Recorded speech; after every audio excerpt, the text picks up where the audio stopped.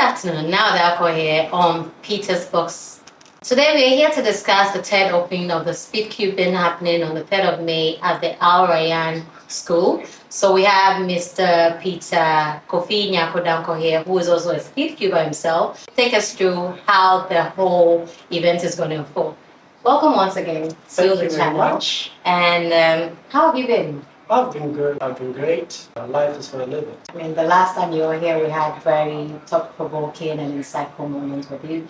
Today you're here, you said there's a TED opening happening about Speedcubing, Rubik's Cubers, lovers. You're here to talk about it, and it's happening on the 3rd of May. So can you take us through how the whole tournament is going to unfold? Now, Ghana has had 2 Rubik's Cube competitions. We usually call it Speedcubing Competition. So we've had 2 Speedcubing competitions in the past. The first one was in 2019, the second one was in 2020. And because of COVID, we had to lay low for a while. But now we are on with our 3rd Rubik's Cube competition, which is happening this 3rd May 2025 at the Al-Rayan International School. So this is an international competition which is authorized by the World Cubing Association. So it's not just for fanfare per se, but it is for good business or strict business. The whole tournament on its own? Yes. So what it means is that if we are going to have the fastest time ever, then it's going to count as a world record according to the World Cubing Association. So you are going to have a delegate from the World Cube Association join us, the World Cube Association join us. Yes. And myself, I'm a training delegate. I was recently appointed as a training delegate for Ghana. So I'll be under the tutelage of Ron Van Brocken. I hope I got his name right.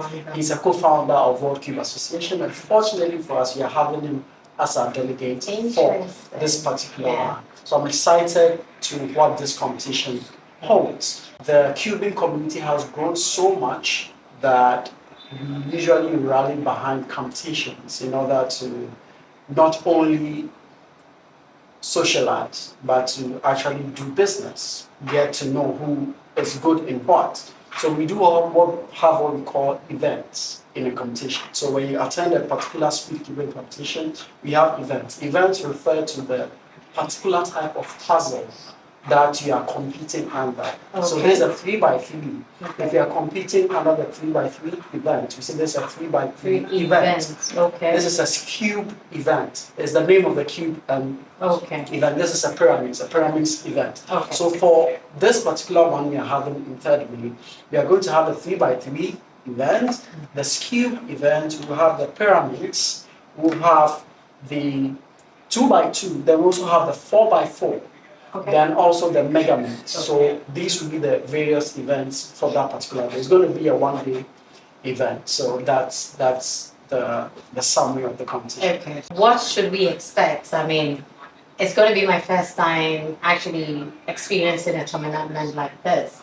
So what do I have to look for? If I'm coming to Al-Rayan for the first time, what do I have to look for? I mean, now you're even making me understand that these things, when it's actually happening, is called events. So what should I be expecting at various events? The whole aim of the Speedcubing competition is to get the fastest, who can solve the cube or the puzzle the fastest in a particular event. So that builds up the excitement because you go through rounds and different things happen at different points because anything could happen. You could have someone on a good course and maybe for some reason he's not able to get to where he's looking at, but maybe he did well in the first session. So it's just the excitement, the adrenaline, and moving on from one round to the other.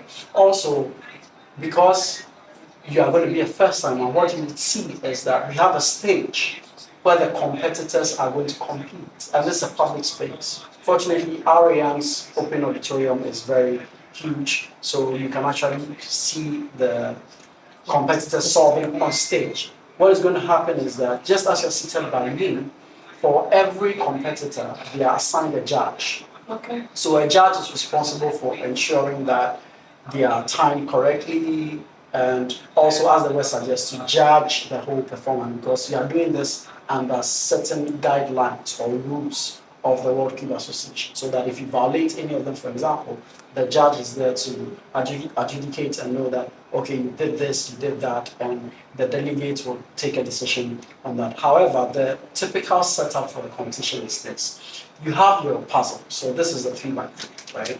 So what I'm doing now is called scrambling. So what happens is that for any event, all the competitors are given the same scramble. So there's a scramble that is generated beforehand. Nobody has access to it apart from the delegates, and even the delegate doesn't know. It's a sealed scramble just for fairness. And what happens is that on the day of the competition, when you are called, your judge brings you your cube. So you bring your own cube to the competition. You are not going to serve cubes to competitors. No, you come with your cube, you submit it, we do the scramble on the cube, then your judge covers it. It will be covered because you're not supposed to see the scramble. It's covered with a container or a bag, depending on what's available. It's covered and it's placed on the deck. So then you put this aside and it's finished. So this is it. Let's imagine we have a cover container on it. Good. So you are the judge, I'm the competitor. What happens is that you are given time to inspect. So for this particular event, you are given time to inspect. So your inspection time will start, and your judge takes the cover off.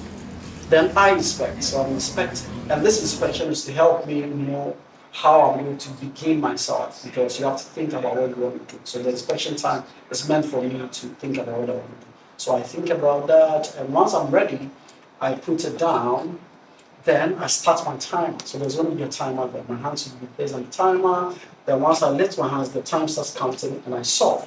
So once I'm solving the cube, for example, like this, the time is running. So I keep solving, and once I'm done solving, what will happen is that I need to put my hands back on the timer for it to stop. Now the judge is there to ensure that the timing that we are doing is actually an approved way to stop your timer, because there are certain rules involved in that. So once I'm done, I put it there and my time will be recorded. So I record it on the sheet. Depending on how many rounds, I might come back for another set. So we progress like that and we move on in that. So this is one event. In another event too, you have a similar thing covered and you go through the motion. So at the end of the day, through the rounds, we'll be able to know who the top 5 are, who the top 3 are, and so on, to get to the one who won the whole tournament. Okay. So that's it. So what I want to understand that, chess are 2 players, but what of the Rubiks? Is it going to be 2 people seated together competing, so that you pick the best one out of it and actually you use to join the other best one? How is this whole thing done? So every competitor has a desk or a table. So it's just one-on-one? It's one-on-one. You are solving. It's a time-bound sport. Okay. So you solve very fast and your time is recorded, is appended to your name. So that will be used to determine who moves on to what level, depending on the time. So for example, if you have 30 competitors and we finish the first round, maybe you move on to the next 20, top 20, move on to the top 10, then top 5. Then that becomes the last round of that. Okay, event. And that is going to be done on various events.